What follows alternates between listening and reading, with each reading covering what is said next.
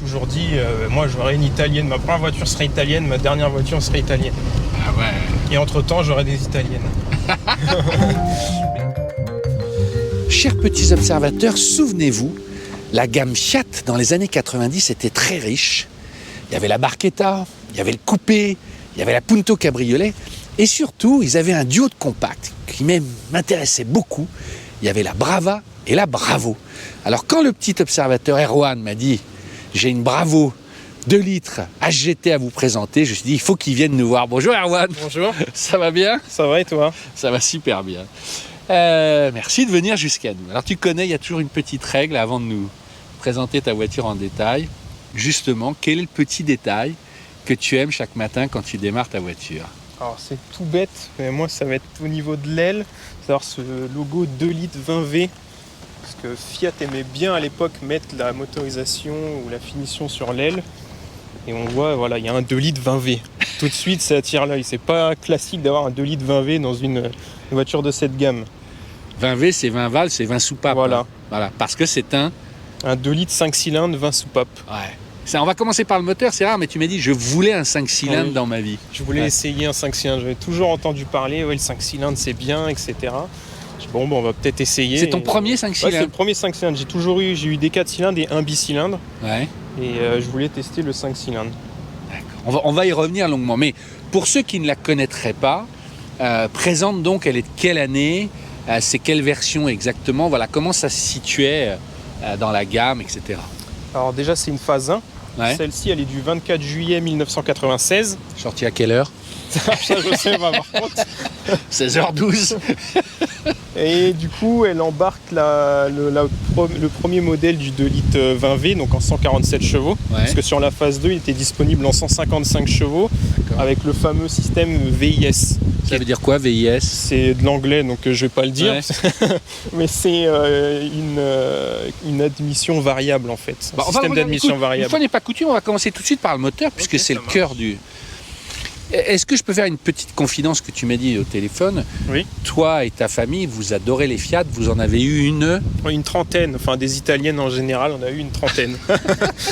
Non mais voilà. Et tu m'as dit, oh mais non, j'en ai plus, aujourd'hui on n'a plus que 7. Voilà, aujourd'hui on n'a plus que 7. T'es Fiatman quand même. Ouais, je préfère Fiat, mais on a eu du Lancia et de l'Alfa.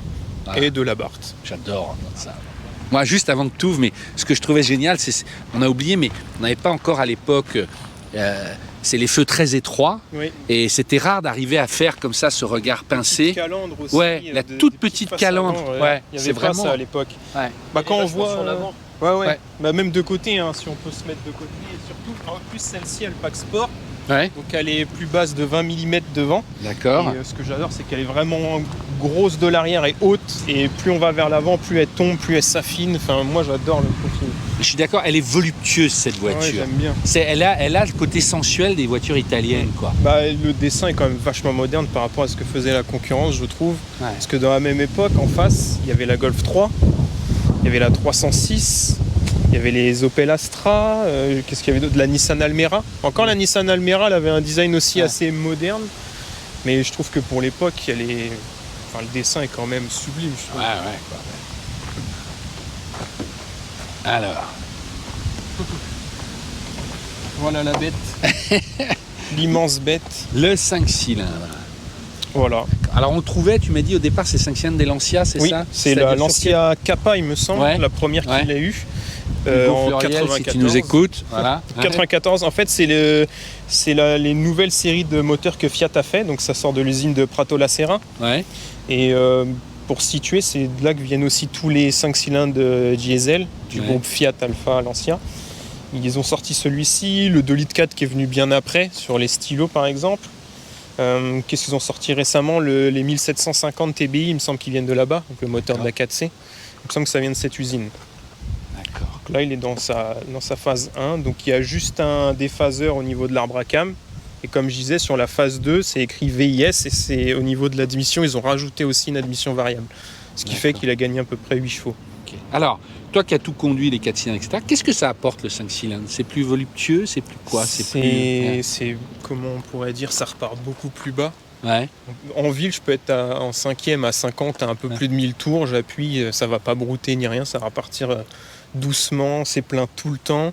Il y a la sonorité surtout. C'est vrai. Oh, la sonorité du 5 Bah, cylindres. démarre-le là, attends, là on ira faire un tour, mais. C'est pas la ligne d'origine que t'as. Si, elle est d'origine. T'as juste rajouté un truc à... Ça, j'ai eu deux avis dessus. Ok. Il y en a beaucoup qui l'ont eu en ligne accessory. Ça, je sais que c'est sûr que c'était disponible en ligne accessory Fiat. Ouais. Et j'ai eu des témoignages de personnes qui en ont acheté neuve à l'époque qui disaient l'avoir déjà sur leur pack sport. Alors, est-ce que c'est le constructeur qui faisait un cadeau ou le vendeur qui faisait un petit cadeau, voilà, un accessoire de ligne accessory, je ne sais pas. Ouais. Moi, je trouvais que ça finissait bien la ligne, donc je l'ai laissé. Ouais, bon.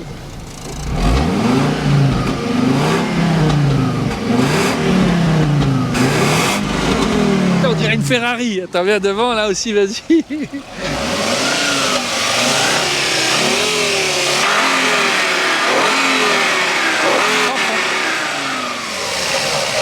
Ah oui, respect mon commandant. Ouais. Eh, dis donc. Ah ouais. Ça chante bien. Ouais, ça chante bien. Et donc c'était. Après ça fait un bruit de ligne inox. Ouais, voilà. Avec ça, voilà. Tu vas baisser en consommation, augmenter en fiabilité. Ouais, il y a 5 chevaux par sticker, je C'est crois. ça, En général, ouais. Ouais, mais il faut les mettre. Combien hein. d'ailleurs Ouais. Du coup, la dernière fois, j'ai mis le plein, j'ai remis le compteur à 0 et on arrivait environ à 8,6 litres en conduisant normalement, en faisant quelques accélérations. Ouais, j'étais agréablement surpris. Il y avait un ordinateur de bord ou pas d'ailleurs? Non, du tout. Non, d'accord. Du tout. Et ça, du coup, c'est les compteurs de phase 1, donc Ouais. avec ce kilométrage comme ça. Les phases 2 avaient le kilométrage numérique. D'accord. C'est la seule petite différence qu'il y Mais il avait. n'y avait pas un petit truc d'autonomie, de machin, etc. Non, pas du tout. D'accord. Fallait faire le calcul soi-même. D'accord. Attends, je reviens aussi. Elle est montée avec. Ça, c'était les jantes de série, parce qu'elles Oui. sont très belles aussi. D'origine de la phase 1, ouais. Elles n'ont jamais été repeintes ou. Non. Non, C'est non. quoi? C'est du 15 pouces? C'est du. Je sais Oui, pas. 15 Ouais. pouces. D'accord. Et sur la phase 2, c'était du 4x2 branches, pareil en 15 pouces. D'accord. Est-ce que c'est des voitures qui ont été beaucoup tunées Ah ouais. Ouais. À l'époque, il y en a beaucoup qui ont été massacrés. Hein. Ouais. Puis surtout, comme je disais, il y avait quand même un 5 cylindres, donc ça offrait des performances assez bonnes pour l'époque. Et il me semble que c'était la moins chère de ses concurrentes en sportive. Parce qu'on était à 129 000 francs et on était à plus de 150 000 sur la Mégane. Je viens montrer le coffre aussi, parce que l'avantage de cette voiture, c'est que c'était une familiale. Il y avait la Brava, donc la version 4 portes. Et la Bravo, c'était la 5 portes. Oui, 5 Et portes, la 4 pardon. portes, c'est la Maria. Bravo. Oui, bien. Enfin, Et bravo. Félicitations. Ouais. Et d'ailleurs, celle-ci a des ailes avant de Maria. D'accord. La- Ouais, la Maria, la c'est la GT. Tricore qui plaisait pas Voilà. en France, mais en Italie, on aimait bien. Oui, encore avoir. en France, ça s'est beaucoup vendu en break. Ah, elle a existé en break aussi. La Maria. La Maria Maria, break. d'accord.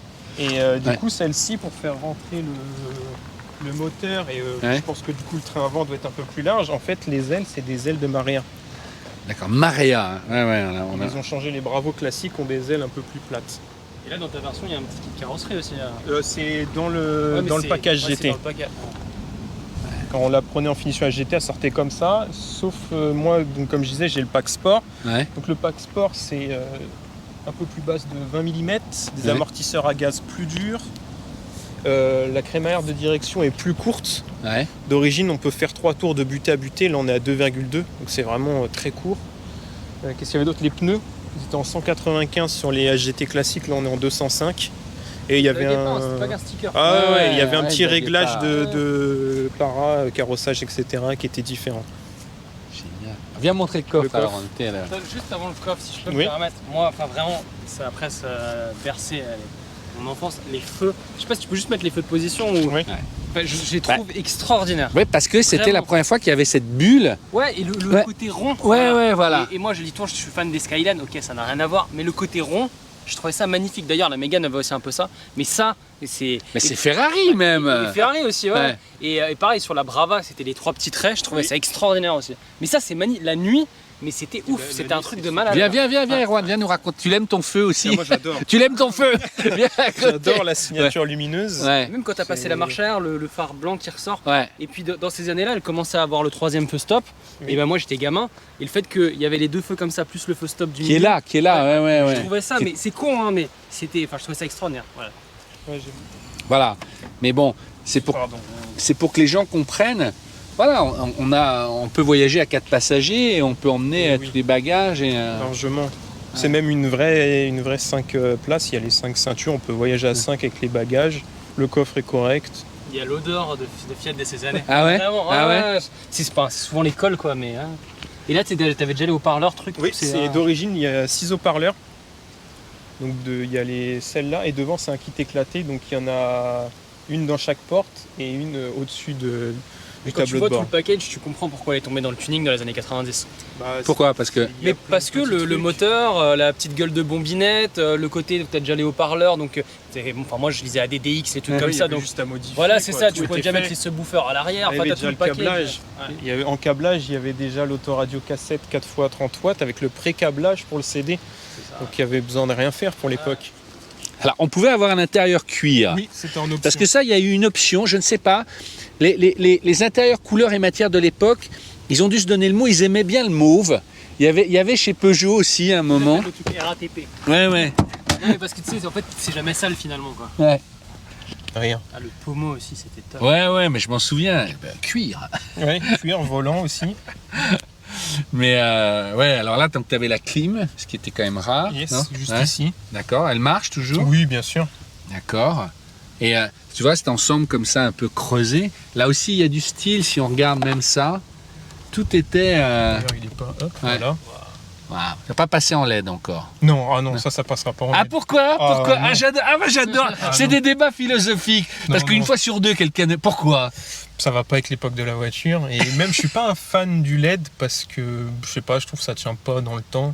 Combien de fois on en voit qui mettent des LED sur leur plaque, il y en a toujours une sur deux qui fonctionne. Après, c'est vrai que pour les LED, on finira là-dessus, mais il y a beaucoup de gens qui pensent que les LED, tu sais, c'est que blanc. La colorimétrie, les Kelvin mettent des LED qui Oui, tapent oui, vers oui. le jaune, quoi.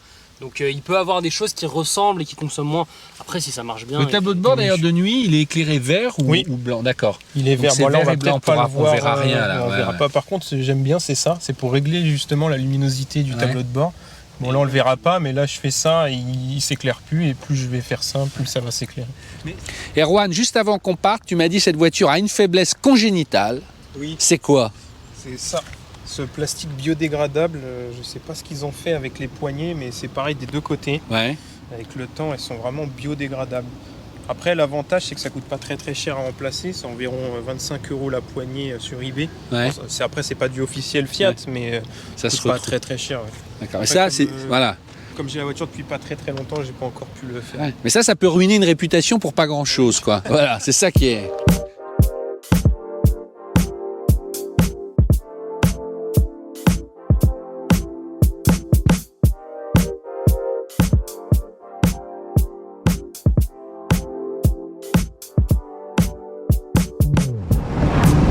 Alors tu m'as dit c'est pas une sportive, tu m'as dit c'est une GT. Voilà, elle porte bien son nom, c'est Ouais. une HGT.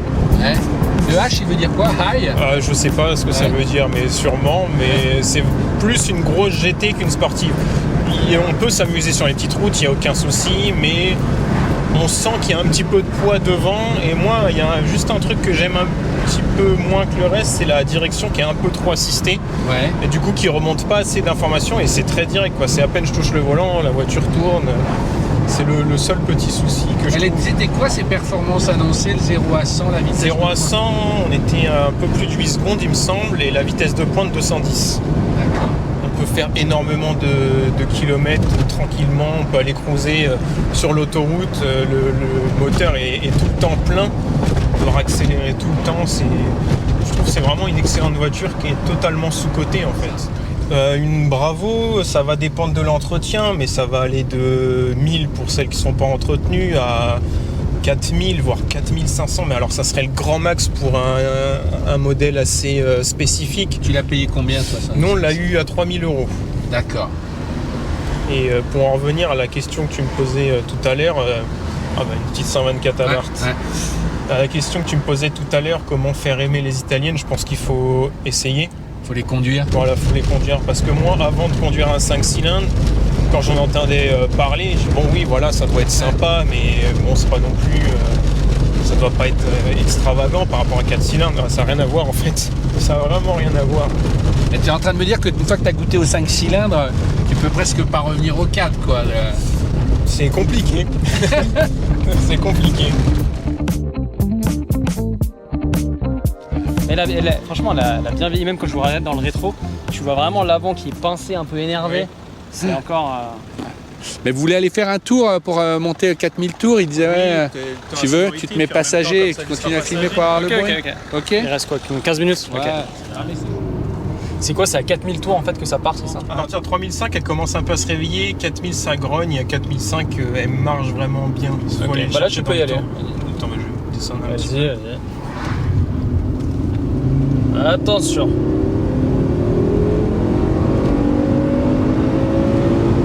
Ah, c'est vachement bien, hein.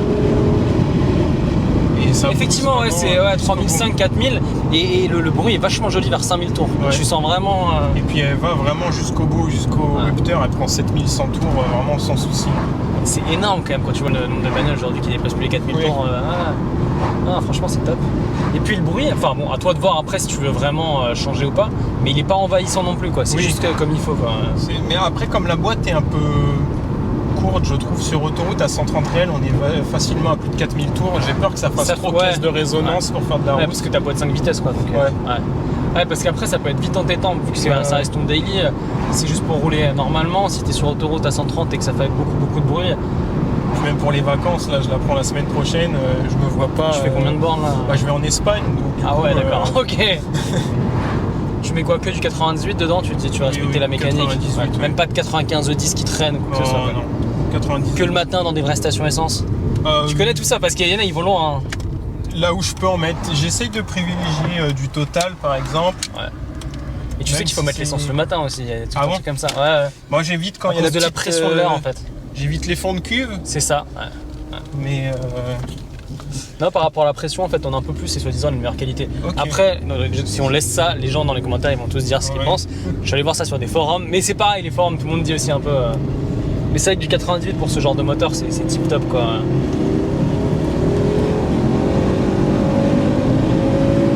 C'est fou comme c'est linéaire, en fait, c'est hyper propre, quoi. Putain, on dirait qu'elle sort d'usine, quoi. C'est. On sent un petit peu qu'il y a le variateur de phase vers 4005, tu sens que ça y est à part. Parce que si tu pars bas, tu sens qu'il se passe rien. Ok. T'es en combien de temps? Là je suis en 2 là. Okay. Voilà, par exemple tu te mets à 2000 tours, t'accélères. Et ça broute pas du tout, quoi. Et là tu sens qu'elle continue à repartir là. C'est fou à quel point c'est propre, quoi. C'est vraiment le moteur, il marche super bien, quoi, putain. Oui, et puis tu peux partir très très bas, c'est ce que je disais tout à l'heure, en ville, si tu veux rouler en 5ème, le moteur va pas broncher, tu vois, si tu te mets, comme je disais tout à l'heure, t'es à 50, en 5, t'es à 1400 tours, tu vois, si je veux accélérer, elle broute pas. Bon, encore merci d'être venu. Qu'est-ce qu'il faut faire d'ailleurs? Il faut s'abonner, il faut aimer la vidéo aussi. Faut aimer la vidéo, faut s'abonner, faut liker. Laisser un petit commentaire. Tu peux te remettre là-bas et laisser le commentaire et la cloche, c'est important. Et puis si vous aussi vous voulez venir au Ménul ou ailleurs, c'est très facile, vous envoyez un petit mail, le mail est en description, petite observation automobile @gmail.com avec des S forcément. Et n'oubliez pas, c'est très important parce que je pensais qu'on en avait, je crois 500 de retard et en fait Simon qui est notre stagiaire m'a dit, et qui s'occupe du tableau, je crois qu'on en a 2000 de retard, on a 2000 voitures de retard. Donc c'est très important de mettre l'objet, donc le nom de votre voiture directement dans le mail parce que sinon on s'y retrouve plus. Merci d'être là, merci de vous abonner, à très bientôt pour une prochaine vidéo. Ciao. Ciao.